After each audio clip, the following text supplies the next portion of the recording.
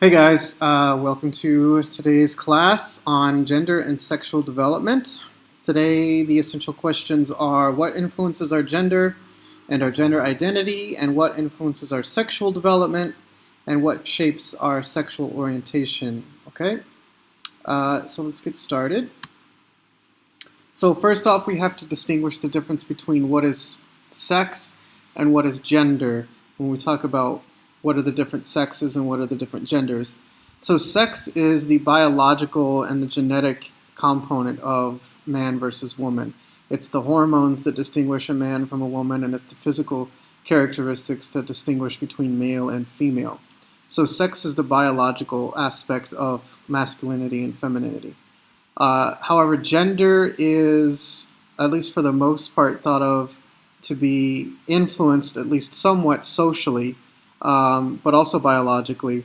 And it's basically the characteristics or the roles that define what is a boy or a girl, or what is a man and what is a woman. So it's the characteristics and the behavior and the actions and the ideas that go around what is male and what is female, what is masculine and what is feminine. Okay, so sex is more biological, and gender is more flexible in that sense. So, what are the genetics of masculinity and femininity, or male and female? So, sex chromosomes X and Y are the chromosomes that determine your biological sex. So, just like when mom and dad get together, they give you half of their genetic code, which mixes with the other half, and that makes who you are. So, the sexual chromosomes are X and Y, and mom, or your mother, is only able to give X, and that's because she only has two pairs of X chromosomes to give. So if she splits those up, she can only give X.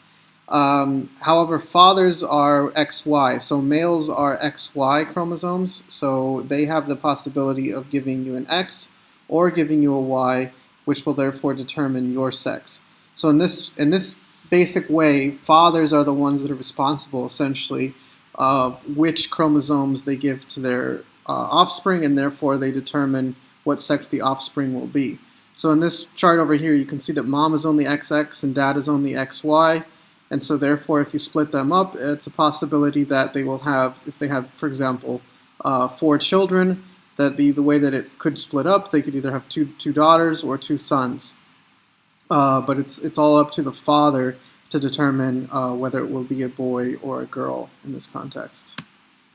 So what are the sexual hormones? The main sexual hormones, and how do they influence your sexual desires and your sexual characteristics? Now, testosterone and estrogen are the 2 main sexual hormones. The misconception about testosterone and estrogen is that men and women only have one or only have the other, and that's not true. They're both present in both sexes, just at different quantities, and especially at and after puberty. So testosterone is the male characteristic hormone, and it controls for basically the development of the genitals, the male genitals, at the fetal stage when the baby is developing from an embryo. So the presence of testosterone directs the penis to develop and the genitals to develop, like the testes. Later in life, though, once you hit puberty, it usually increases muscle mass. It starts to cause you to develop facial hair. The voice deepens as your voice box grows, and obviously the production of sperm in the testes happens. So likewise with the embryo in the womb, estrogen, if it's present, starts to change the embryo into a female gender, and so it starts to form ovaries rather than testes.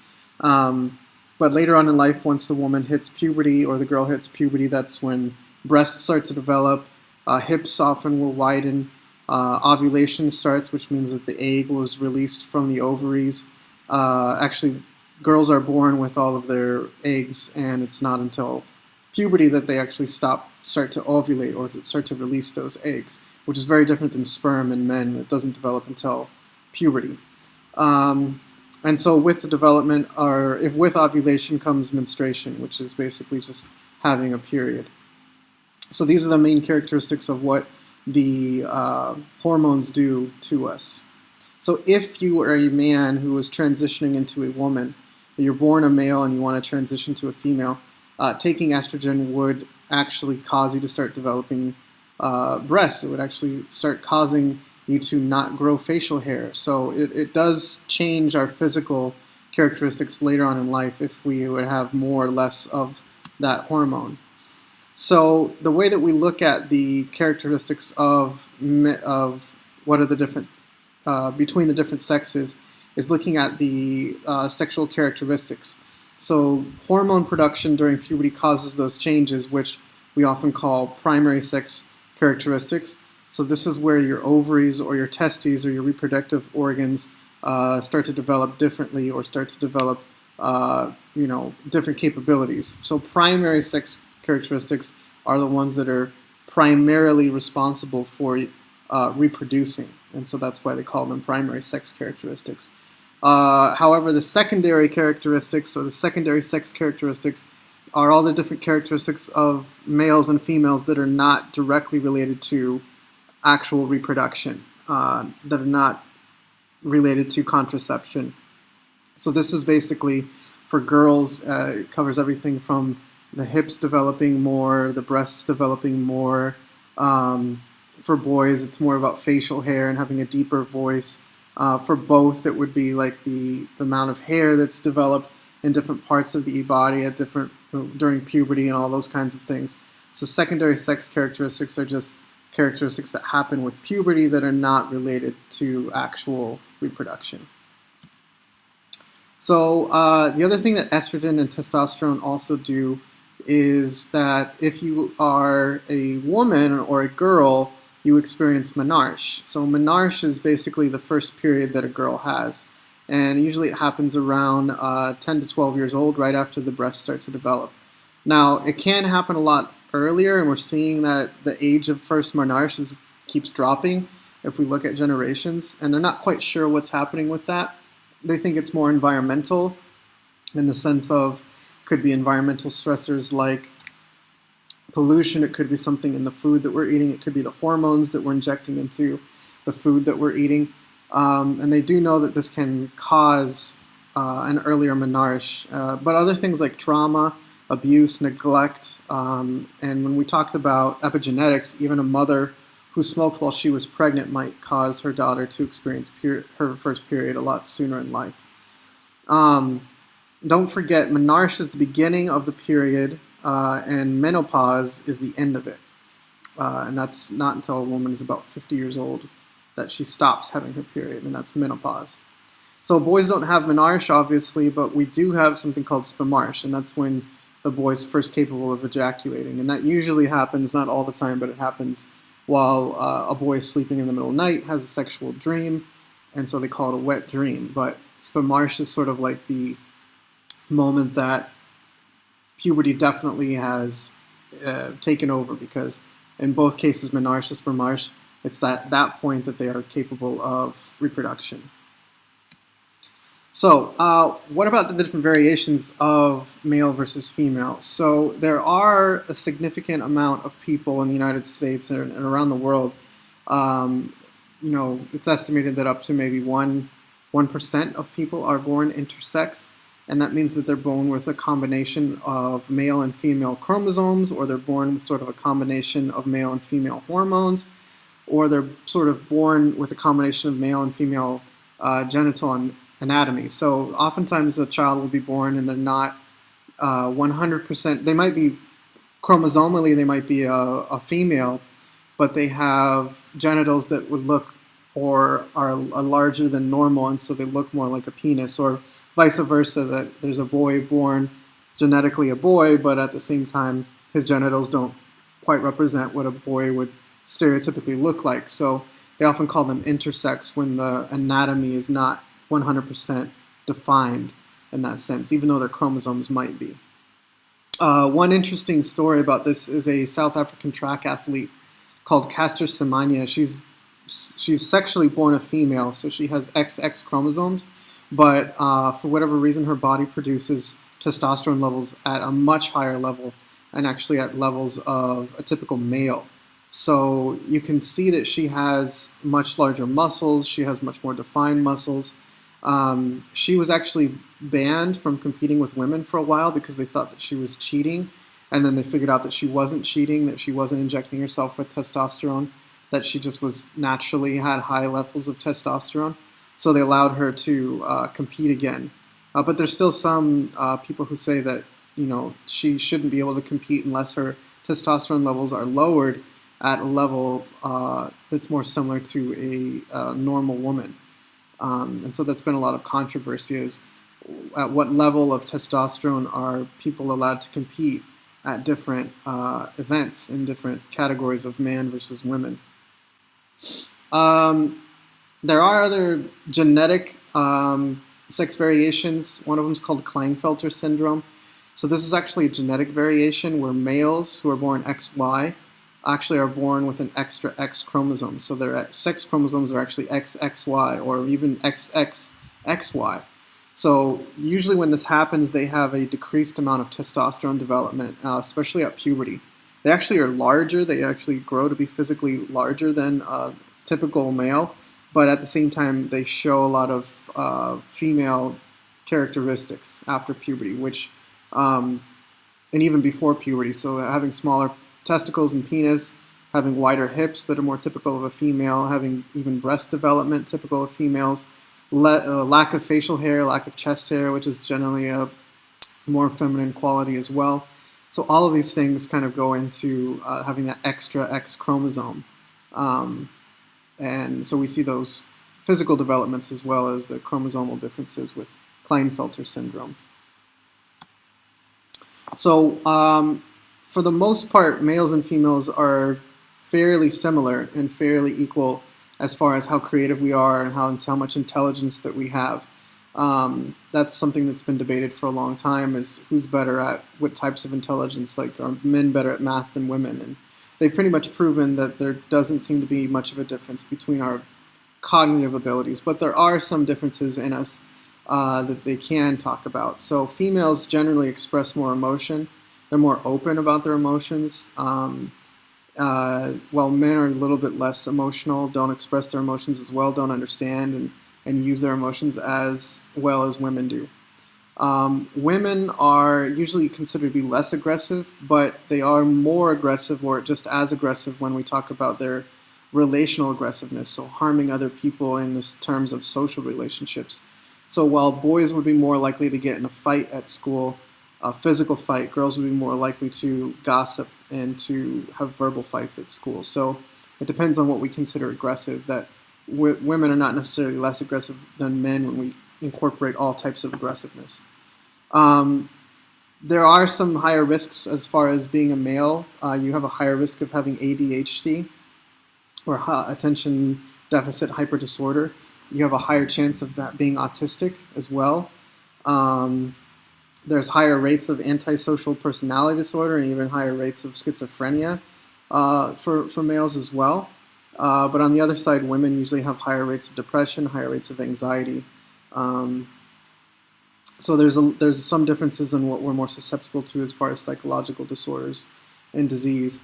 Women usually have a better sense of smell, better sense of color vision. They actually have more cones. They have more receptors in their cones and in their nose. So that makes them have more perception for smell and for color. And they're more concerned with social connections, which goes into their more emotional abilities. And men are usually perceived as having more power. Okay, so when we talk about how we develop into men or how we develop into women, we look at the gender development. And one of the things we can look at is how does society help us, or does it guide us into our identity of what it is to be a man or what it is to be a woman. So when we look at these two different commercials, we can see the differences in who they're targeting and how they're targeting us. So in the first one, we can see that the mother is sitting there cleaning with her daughter, and in the second one, we can see this jacked up guy trying to sell us a deodorant. And so we can see the obvious gender typing or the gender stereotyping that's going on in these advertisements. So often culture defines our roles in society and therefore largely influences us. So everything from media to cartoons to the way our parents treat us, to the way that our teachers treat us, our peers treat us. All of this goes into what is our gender role. So this is the idea that you have expected behaviors or expected attitudes and traits that go with being a male or being with a female. So if you're a boy, you're supposed to like the color blue, and if you're a girl, you're supposed to like the color pink. That's a very general gender role. Or as a boy, you're supposed to play with these types of toys, and as a girl, you're supposed to play with these others. So just to give you an idea of how the gender roles work, I want you to look at these jobs and think to yourself, is this a male job or is this a female job? So you have to go with your gut instinct. Like typically, what do you think of? So doctor versus nurse. Most people would probably gender role that the idea of a nurse is more of a woman's job. And so they might think more of a job of a woman in health is a nurse while a doctor is a boy. Pink versus blue. Generally pink is female and blue is male. Kindergarten teacher is typically female. College professor, you might think more of a male in that category. Cars versus clothes. Generally, we think of men when we think of cars, and we think of clothes, women liking clothes and things to do with clothes as female. Again, this is not 100% one way or the other. It's just sort of a role of if you were to be interested in something, which one would you be interested in? Hero versus victim. Again, we sort of gender role the idea of the hero as being masculine and the victim as being feminine. And poetry versus math. Again, poetry is more emotional, and math is more of cut and dry. So we might think of men as being math and poetry being for women. So again, these are just some examples of this. This doesn't necessarily fit the bill 100%. Now, the reason why we sort of develop these ideas of this is a male or a female trait comes from what Albert Bandura called his social learning theory. So the social learning theory is that we learn social behavior by observing it and imitating it, and also from being rewarded or punished that comes from imitating or not imitating these things. So basically the idea is that you start to learn what is a boy behavior and what is a girl behavior. What are boy attitudes and what are girl attitudes? What are boy toys and what are girl toys? And so when you act like the expected role that you're expected to, you get rewarded for it. You get praise, you get acceptance. And when you don't, you get punished or you get rejected and you feel shame. So therefore you sort of get, you learn socially to act the way that your gender's supposed to act. So if I am, if I help my dad mow the lawn, he might be so proud of me and say, "Oh, what a great job! You're my little buddy, always helping me," and I feel accepted, and so I get praised for modeling that behavior, and I mirror that behavior even more because of that acceptance. And so the opposite side would be like the mother. So if you do things that are more like your mother as a girl, she might give you more praise, she might give you more acceptance, and so you feel rewarded for that behavior, and it pushes you to act like that gender even more. And this is the way that we form gender typing. So gender typing is the idea that you acquire traditional masculine and feminine roles from society, which is also kind of known as a gender schema. So if you remember what a gender schema is basically a concept. It's the mental representation that you have for something.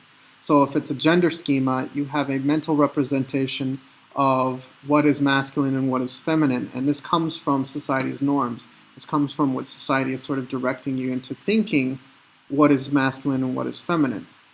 So as a child, we get certain toys to play with. If I'm a girl, I might get more dolls and babies to play with. If I'm a boy, I might get more action figures and trucks and things like that to play with. And so I start to develop in this very basic sense of what is a masculine characteristic and what is a feminine characteristic. And as I start to develop these schemas, I then start to act them out. So this is the basic way that, at least from some people's perspective, that we learn our gender is by creating these schemas and understanding this is boy and this is girl, and I'm a boy, so I'm going to act like this, and I'm a girl, so I'm going to act like this. Okay? Now that's the whole idea of how we would develop our gender identity. So your gender identity is basically how you feel as a gender. I feel and I act like a boy, or I feel and I act like a girl. So one thing that we notice from these gender roles is that beyond just sort of directing behavior, they can also have very negative influences. And one of the negative influences is stereotype threat. So we talked about stereotype threat in our unit about intelligence.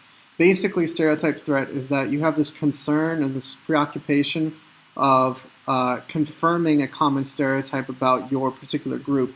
And from that stress, it leads to a decreased performance task, which might actually confirm that stereotype about you. So we talked about how in intelligence tests, for example, that if a African American or Black person, especially in the United States, is reminded that the African American students usually do worse on certain tests, that if they're reminded of that before the test, that stress that they're going to fail the test and prove that stereotype right actually causes them to do worse on the test, which they might not have done worse if they hadn't felt that threat.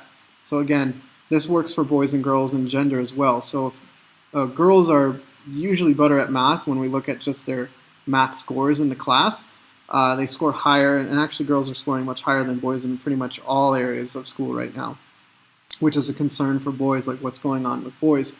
But generally, girls are doing better in math than boys in the math class, but at the time they take the test, they actually do worse than the boys, and that's because they might have that stereotype threat that if they don't do well in it, they're going to be perpetuating that stereotype that girls are worse at boys than math. And that stress and that extra worry causes them to actually perform worse on the test. Stereotype threat. Now, there is some support for the idea that we learn our gender through society, because parents often do affect this. If you have a parent who displays certain gender roles, it does have an influence on you. Like, for example, girls who have fathers that share more of the household responsibilities are more likely to have aspirations to go to college and to work outside the house. So having two parents who share the gender roles of who's doing the dishes and who's working at who's going out and working, and if they're more equal in that sense, that the girls usually have a more higher aspiration of being successful in their own sense of going to seek out college and have an outside career. Now, the other idea is that there are some criticisms that boys and girls often gravitate towards certain roles that feel right for them, even though there's certain types of gender typing going on around them, which we're going to talk about in a second. So sometimes it doesn't matter what type of influence society has on people, they still conform to their own individual ideas and their own individual gender identity. So one of the ideas of gender roles and gender expression being flexible is called androgyny. So like we said, that a man who takes on more feminine characteristics of the house, that does the cooking and the cleaning perhaps, is expressing some androgyny. And a woman who is, doing more masculine things in the house, such as doing the yard work or fixing the car or something like that, is expressing androgyny. So androgyny is displaying both masculine and feminine traditional roles and traditional attributes. So it's sort of blurring the lines in between what we consider male and female gender typing. Now, this is actually a positive thing, that usually androgynous individuals who are not just cornered into their very, very specific and strict gender role usually have more accepting, more resilient, more flexible opinions about things, and they're usually more flexible in their career. They have less depression as well later on in life. So there is something to be said for loosening up the gender roles. Now, there are transgender people, obviously.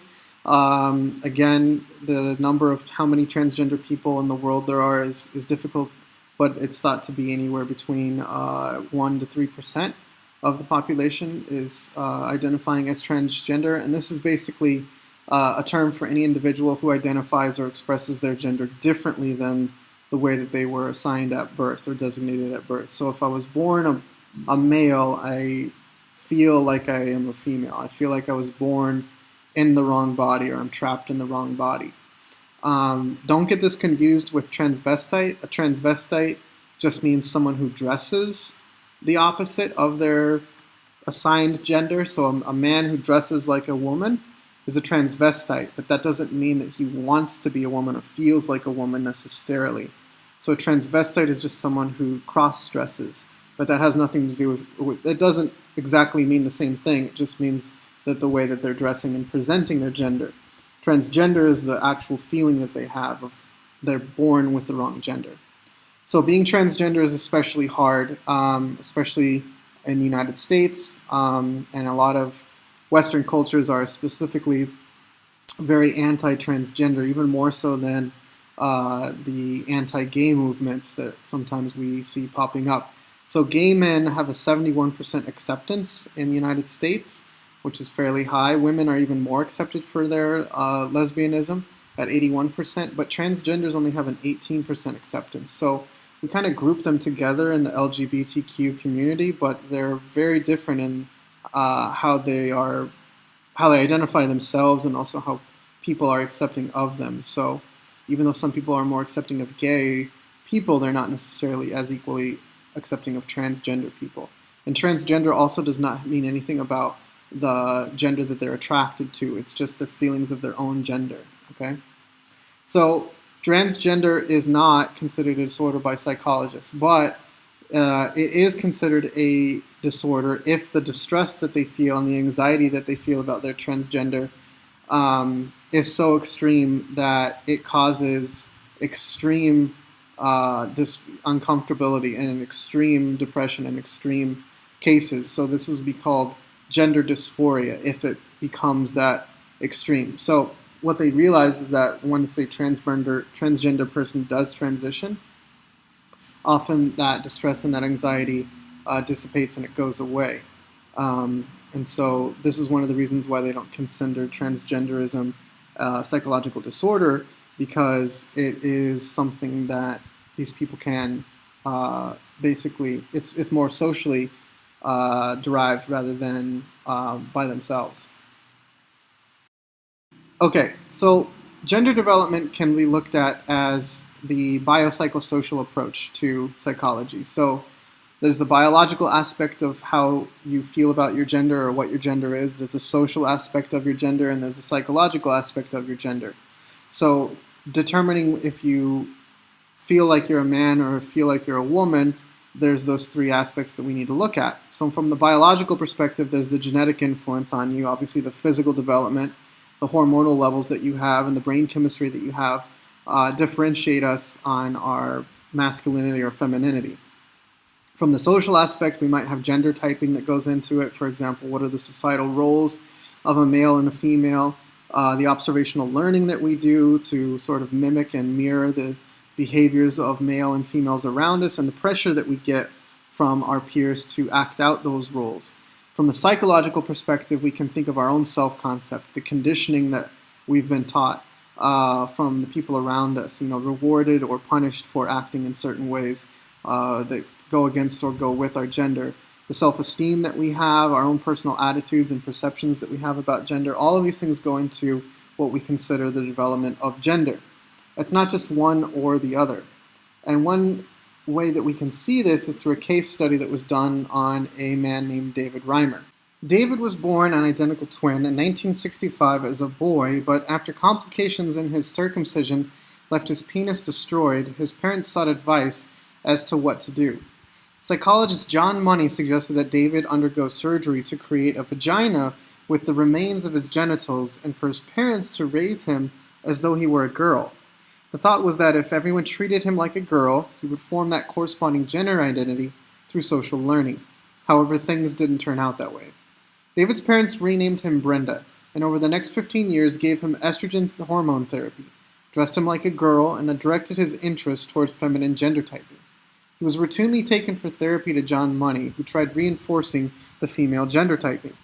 Despite all of their efforts, Brenda was not a happy little girl, and said she always felt like a boy.